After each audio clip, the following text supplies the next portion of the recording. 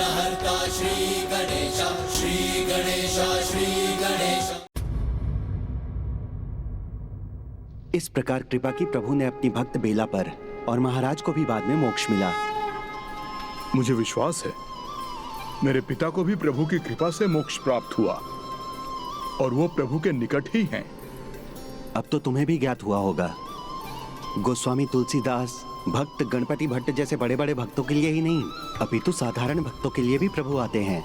बस हमें ही उनके होने के आभास प्राप्ति के योग्य होने की आवश्यकता है। इसलिए प्रभु दर्शन दें अथवा नहीं, वो अपने भक्तों की सहायता अवश्य करते हैं और विश्वास रखो वो तुम्हारी भी सहायता अवश्य करेंगे। बस सहायता नहीं, वो नहीं चाहिए। उन्हें सखा बनाना है मुझे, इसलिए उनके दर्शन चाहिए, उनका हाथ थामना है। जैसे पिछले वाले महाराज को उन्होंने समझाया था, वैसे ही वो उनके पुत्र को भी समझाए कि मैं निर्दोष हूं, क्योंकि यही तो सखा करते हैं, एक दूसरे की विपत्ति में सहायता करते हैं। यदि तुम यही चाहते हो तो विश्वास रखो प्रभु आएंगे।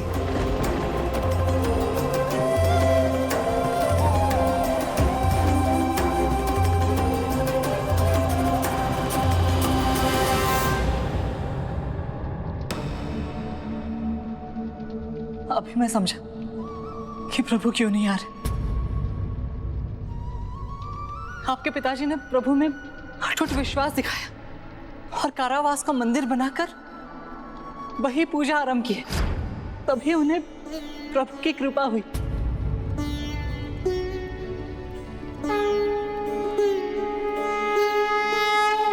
प्रभु जगन्नाथ जी ने भक्त गणपति भट्ट जी को भी तभी दर्शन दिए जब उन्होंने उनमें विश्वास जताया। बेला ने तो कभी विश्वास खोया ही नहीं, तभी तो प्रभु को आना पड़ा उससे भेंट करने, उसे दर्शन देने। तो अब मैं भी वही करूंगा।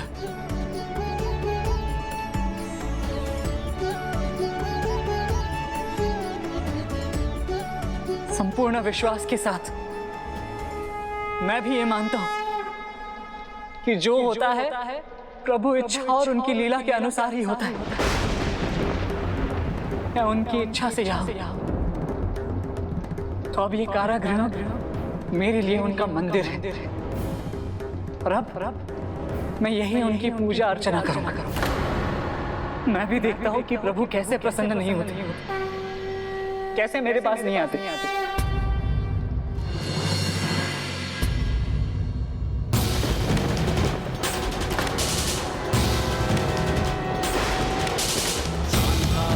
ये क्या हो गया?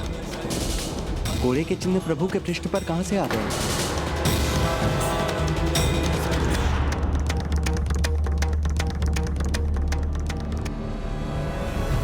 हे प्रभु, क्षमा कर दे मुझसे भूल हो गई।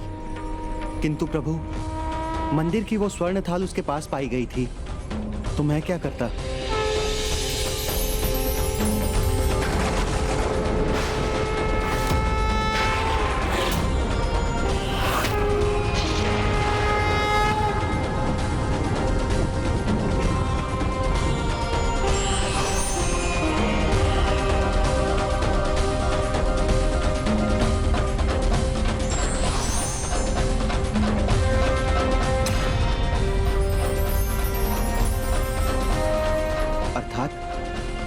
प्रभु ने जो कहा वो सत्य था, उसने वो थाल नहीं चुराई थी। हे प्रभु, मैं अभी जाकर अपनी भूल सुधारता हूं।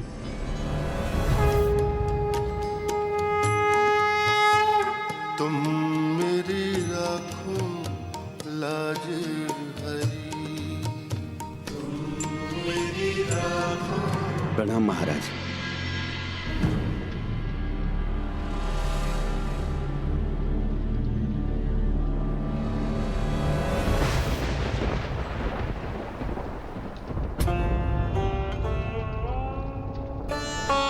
क्या हुआ महाराज?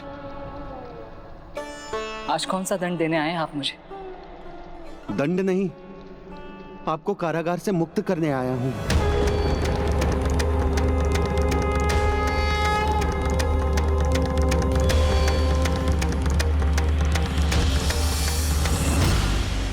कोड़े इनके पृष्ठ पर बरसे, किंतु घाव हुए प्रभु जगन्नाथ जी के पृष्ठ पर। बस इतना पर्याप्त है इनको निरपराध प्रमाणित करने के लिए। किंतु ये आपको कैसे ज्ञात महाराज? स्वयं प्रभु ने मुझे इस सत्य का भान करवाया। अब मुझे विश्वास है वो स्वर्ण थाल भी इनके पास प्रभु की कृपा से आई होगी। मैं आपको मुक्त करता हूं। इतना ही नहीं, अब आपके यहाँ निवास का, आपकी सुख सुविधा का संपूर्ण दायित्व मेरा है। मंत्री जी। जी महाराज। प्रभु के इन भक्त को भूमि और धन दीजिए, जिससे ये अपने लिए वहां भवन का निर्माण करवाकर जीवन यापन कर सके। अवश्य महाराज, इसे तो मैं वहां स्थान दूंगा जहां भवन निर्माण करवाना भी चाहेगा तो वो अत्यंत कठिन होगा इसके लिए। राजा का ये उपहार ही इसके लिए दंड के समान होगा। आइए महोदय। आइए महोदय।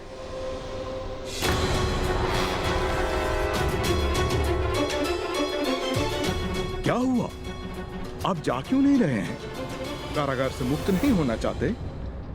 इस सब का अर्थ है कि प्रभु मेरी सहायता कर रहे हैं। वही किया ना उन्होंने जो उन्होंने पुजारी जी की रक्षा के लिए किया था। किंतु वो महाराज को दर्शन दे सकते, तो फिर मुझे क्यों नहीं? मुझे क्यों नहीं दर्शन दी? ऐसा क्यों कर रहे हैं वो?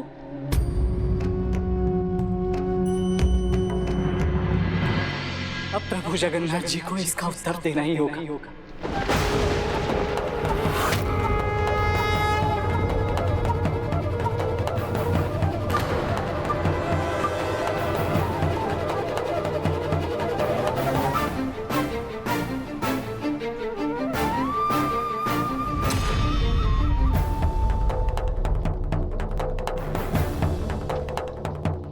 अन्य सभी भक्तों को उनके आराध्य के रूप में दर्शन दिया आपने।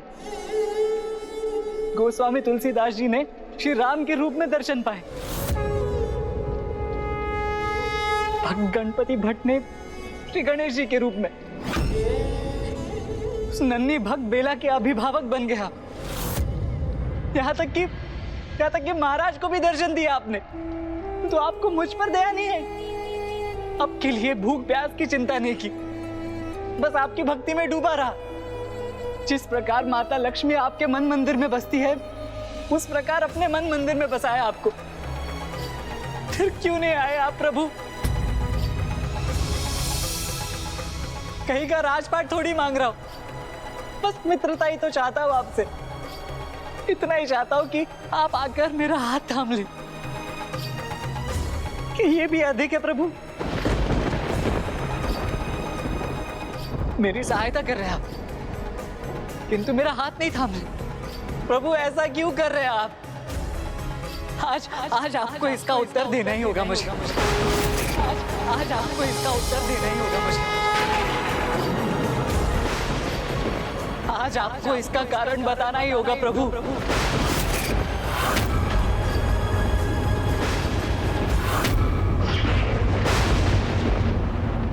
जब तक आप अपने इस भक्त के प्रश्नों के उत्तर नहीं देते, तब तक मैं ऐसे ही आपके मंदिर के सामने जड़ बैठा रहूंगा, जैसे आप मंदिर के भीतर जड़ है, विराजमान है। मैं नहीं हटने वाला यहाँ से प्रभु, मैं नहीं हटने वाला यहाँ से प्रभु।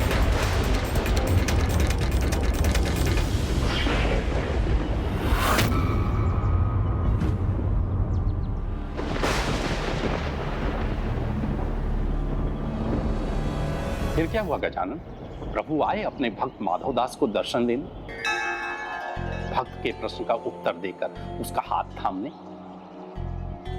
प्रभु जगन्नाथ जी माधवदास का हाथ थामने अवश्य आते, यदि उसके हाथ मुक्त होते। माधवदास का हाथ मुक्त नहीं था?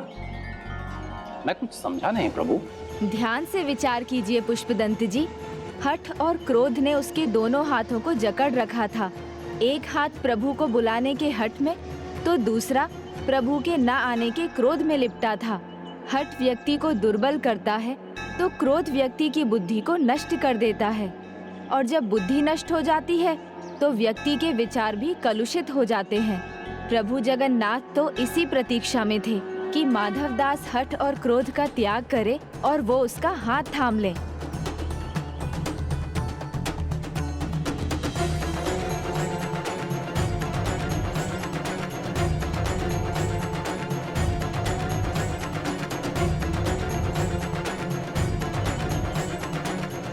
सखा, किंतु सरल बुद्धि माधवदास को इस बात का आभास भी नहीं हुआ होगा कि उसे हठ और क्रोध का त्याग कर अपने हाथों को प्रभु के लिए रिक्त करना था।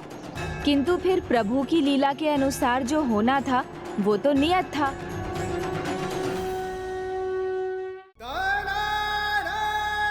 ठीक है, कोई बात नहीं प्रभु, आप मत आइए। फिर मैं भी देखता हूं आप मुझे कितनी देर तक प्रतीक्षा करवा सकते हैं, क्योंकि मैं भी हार नहीं मानने वाला।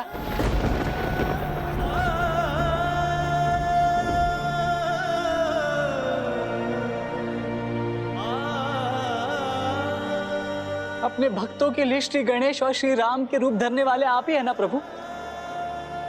एक छोटी सी बालिका को भी आपके दर्शन मिल सकते, तो फिर आपने मुझे क्यों अपने दर्शन से वंचित रखा है? बेला पर तो इतना स्नेह आया आपको कि उसे स्नेह से अपने अंग से लगा लिया आपने। मेरा हाथ थामने में आपको संकोच क्यों हो रहा है? शांत मत रहिए प्रभु, उत्तर दीजिए। भैया, आपका भक्त अपने हठ में आपको धर्म संकट में डाल देगा। बाल हट है इसका। सुभद्रा, तुमने सत्य कहा था, समय से पहले और योग्यता से अधिक कभी किसी को कुछ नहीं मिलता। और कान्हा, इसलिए जब तक तुम्हारे इस भक्त को तुम्हारे दर्शन मिलने का उचित समय नहीं आता, तुम इसे दर्शन देकर अपना नियम भंग नहीं कर सकते। वहीं दूसरी ओर तुम्हारा यह हठी भक्त जो मंदिर के बाहर बैठा था, अब यहीं बैठकर गुस्से में बड़बड़ाता रहेगा, तुम्हें पुकारता रहेगा। अब तुम क्या करोगे कान्हा? मैं अपने किसी भी भक्त को विकार में लिप्त नहीं देख सकता।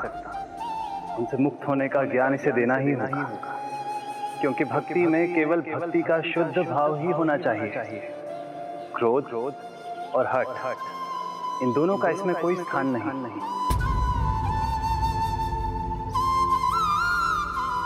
किंतु इसे देखकर तो ये प्रतीत नहीं होता जैसे ये इतनी सरलता से बदलने वाला है। सभी आपको करुणा निधान, कृपालु, दयावान व्यर्थ में ही पुकारते, व्यर्थ में ही पुकारते, व्यर्थ में ही पुकारते।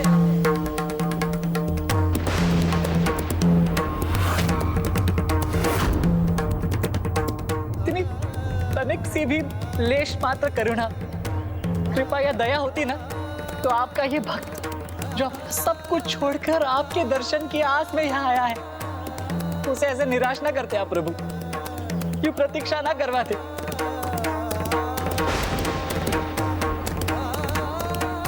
ठीक है, तो फिर ये सत्य ठहरा प्रभु, आपके नामों के विपरीत है आपका स्वभाव, आपके नामों के विपरीत है आपका स्वभाव, आपके नामों के विपरीत है आपका स्वभाव।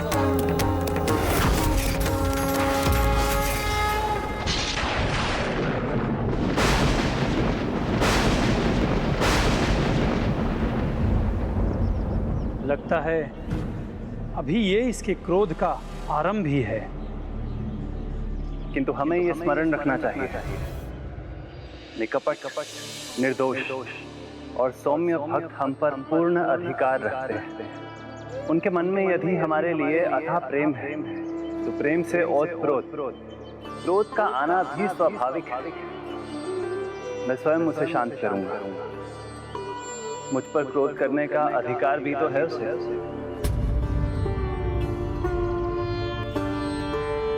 और मुझे ही नहीं, इसका ध्यान तो आपको भी रखना होगा। और जब सभी मुझे अनंत काल तक यहाँ बैठा देखेंगे ना, तो सभी को सत्य ज्ञात हो जाएगा। कि कितने कितने निर्दयी है आप, कितने निर्दयी है आप।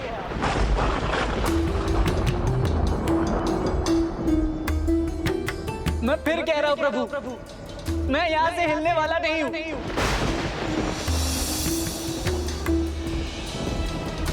यहाँ प्रभु के सामने ये बैठे रहेंगे तो अन्य भक्त पूजा भक्ति कैसे करेंगे? इससे तो अच्छा होता महाराज ये कारागार में ही रहता। सुना था प्रभु के घर में देर है पर अंधेर नहीं। मैं तो बस अंधेर ही अंधेर देख रहा हूँ प्रभु। आपने मेरे प्रश्नों के उत्तर नहीं दिए, बढ़कर मेरा हाथ नहीं थामा। इसे अंधेरी क्यों ना समझूं मैं? महाराज इसकी जीवा तो थम ही नहीं रही है। प्रभु के लिए जो भी मन में आ रहा है बोले जा रहा है। मैं कह रहा हूँ इतना निर्दोष, इतना सरल नहीं है जितना दिखने का प्रयास कर रहा है ये। हो सकता है इसे समझने में आपसे भी कोई भूल हो गई हो। महाराज मेरा सुझाव है इसे पुनः कारागार में डाल दीजिए। प्रभु जितनी प्रतीक्षा करवाएंगे उतना ही स्पष्ट होता जाएगा कि आपके घर पर अंधेर हो ना हो, देर तो है। अब सहन करना कठिन है महाराज। मैं कह रहा हूं डाल दीजिए इसे कारागार में। प्रभु के मंदिर में बैठकर उन्हीं के विरुद्ध बोले जा रहा है, अपमान कर रहा है उनका।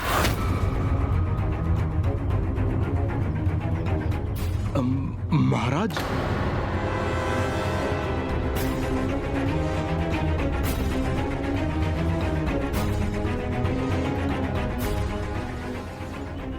अब महाराज से दंड मिलेगा तो बोलना भूल जाएगा ये।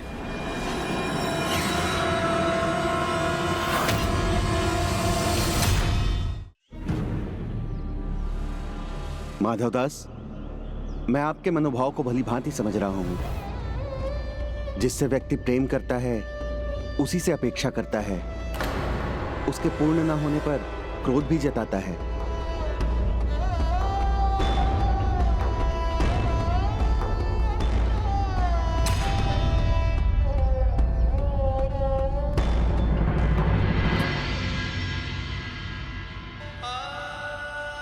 महाराज आप मेरा मनोभाव समझ गए, किंतु जिन्हें समझना चाहिए वो तो नहीं समझे ना। किंतु यदि इन्हें लगता है कि मैं इनके दर्शन पाने के या इनके द्वारा हाथ थामे जाने के योग्य नहीं, ये मुझे एक संकेत भर दे दे, फिर मैं यहां नहीं रुकूंगा। उसी पल यहां से चला जाऊंगा। इस जगन्नाथपुरी को भी त्याग दूंगा। एक बार भी मुड़कर नहीं देखूंगा, एक बार भी मुड़कर नहीं देखूंगा। विश्वास रखिए माधवदास, प्रभु जगन्नाथ जी आपको यहां से कहीं नहीं जाने देना चाहते।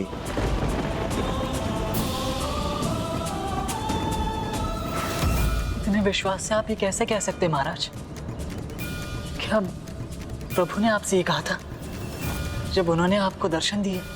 शब्द नहीं थे, किंतु संकेत तो था आपको मुक्त करने का। इसका अर्थ स्पष्ट है, वो चाहते हैं आप सदा यहीं निवास करें, उनके निकट, उनकी नगरी जगन्नाथ जी पुरी में।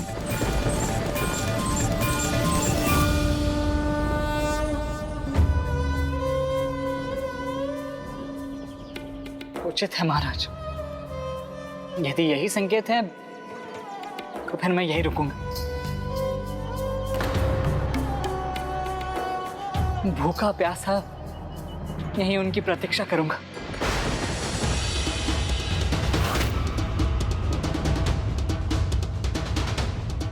ऐसा कर आप प्रभु को कष्ट देना चाहते हैं। कष्ट? उन्हें कैसा कष्ट? स्मरण कीजिए, आपको कोड़े पड़े थे तो कष्ट आपको नहीं प्रभु को हुआ था। वैसे ही भूखे प्यासे आप रहेंगे तो कष्ट किसे होगा भला?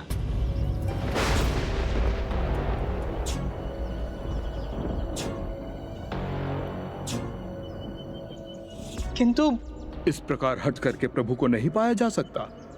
उन्हें पाना है तो उनके दिखाए मार्ग को पहचानिए और उसी पर चलिए। जैसा कि आपने स्वयं कहा, प्रभु जगन्नाथ जी के द्वार पर देर हो सकती है, अंधेर नहीं। इसीलिए जब समय आएगा तो वो आपका हाथ अवश्य थामेंगे। किंतु तब तक मैं करूं तो क्या करूं? प्रभु की भक्ति कीजिए। जिस धर्म पथ पर प्रभु ने चलने के लिए प्रेरित किया, उस धर्म पथ पर निरंतर चलते रहिए। और इस सब के साथ जो भूमि मैं आपको दे रहा हूं, उसे स्वीकार कर वहां कुटिया, भवन जो भी निर्माण करना चाहते हैं अवश्य कीजिए। और इस प्रकार जगन्नाथ जी पुरी आपके प्रभु के साथ आपका भी निवास स्थान बनेगी।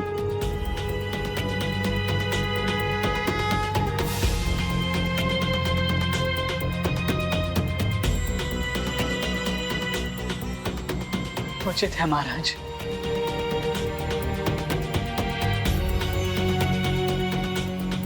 मुझे आपकी भूमि भेंट स्वीकार है। प्रभु चाहते हैं कि मैं उनकी प्रतीक्षा करूं, मैं यहीं जगन्नाथपुरी में ही रहूंगा। प्रभु को दिखाई दे या नहीं, मैं उनके दिखाए मार्ग पर ही चलूंगा।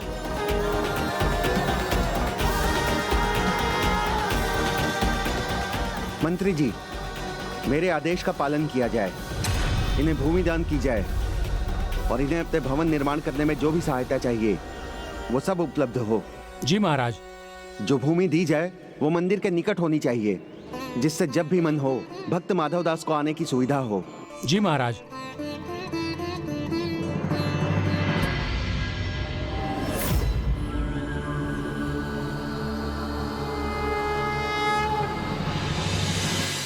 आइए आइए भक्त महाराज, लीजिए, ये भूमि आपके लिए ही है।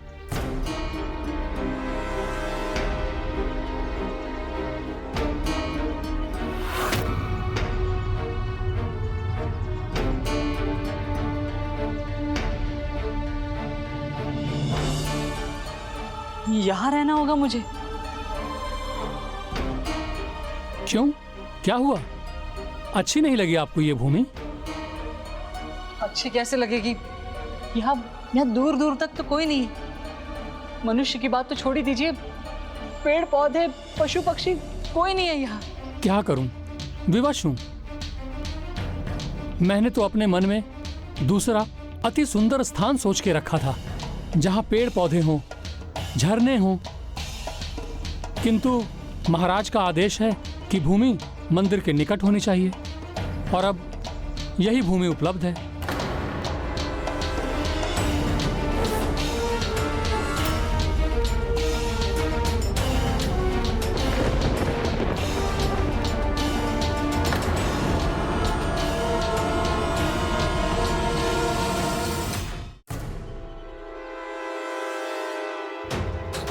किंतु आपको भूमि आदि का क्या मोह? आप तो प्रभु के सच्चे भक्त हैं। प्रभु जगन्नाथ जी की प्रतीक्षा में हैं कि वो आएं और आपका हाथ थामें। तो फिर इस भूमि का टुकड़ा हो या कोई अन्य, आपको क्या? किंतु यदि आपको प्रभु के निकट रहने का कोई चाव नहीं है तो आप महाराज से कह दीजिए, मैं आपको अन्य स्थान पर दूसरी भूमि दिखा दूंगा। नहीं नहीं, महाराज ने उचित ही सोचा होगा। प्रभु की प्रेरणा से ये भूमि मुझे मिली है। तो ऐसे स्थान पर भेजकर प्रभु जगन्नाथ जी मुझे दंडित कर रहे हैं या मेरी सहायता? चिंता मत कीजिए, आप यहाँ प्रसन्न रहेंगे। और महाराज के आदेशानुसार कुटिया बनाने की सारी सामग्री मैं पहुंचा चुका हूं।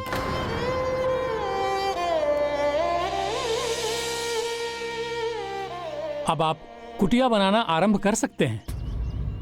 अब मुझे आज्ञा दीजिए। कुटिया मुझे अकेले ही बनानी है क्या? मैं आपकी सहायता तो करना चाहता था, किंतु राज्य का मंत्री हूं, इसलिए अनेकों दायित्वों को संभालना होता है। अब उसे छोड़कर आपकी सहायता कैसे कर सकता हूं?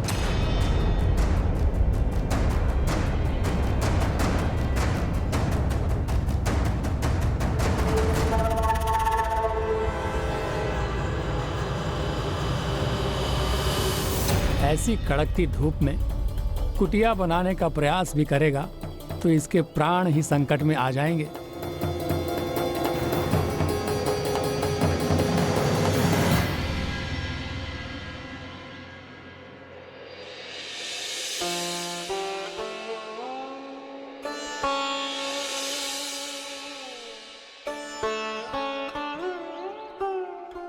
इससे अच्छा स्थान तो वही था, मंदिर के पास।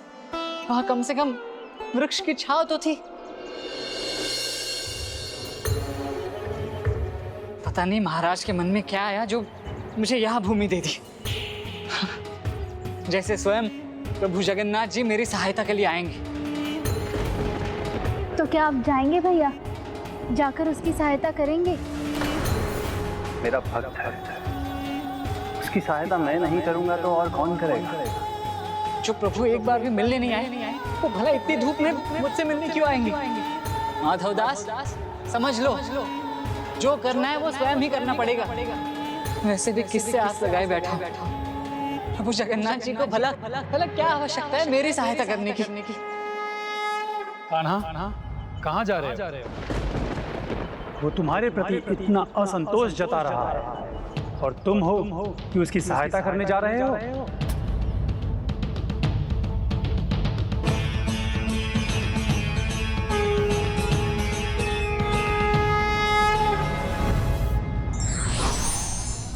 भगवान अपने भक्त को वो नहीं देते जो उसे अच्छा लगता है, बल्कि वो देते हैं जो उसके लिए अच्छा होता है।